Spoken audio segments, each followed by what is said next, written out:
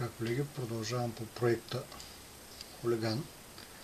Днес пристигна осмицата, която съм подготвил за захващане на приклада, за монтиране на лайсната.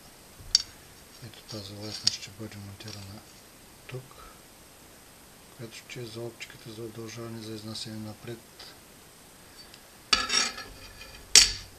Направил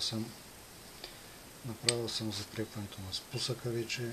Тук остава само да сложа едно болченце или някаква осичка, която да държи към спицата, към спусъка. Така, сега ще ви демонстрирам, но първо ще хвана спицата, първо ще хвана осмицата, за да не се мести, понеже е свободно движеща се в момента и няма точна корекция.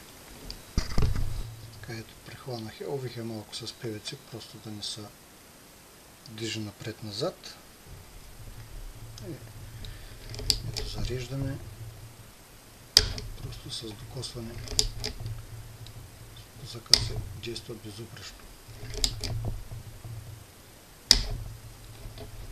Дърпаме предпазител, зареждаме и стрел няма. Всичко се работи. Бутаме предпазител.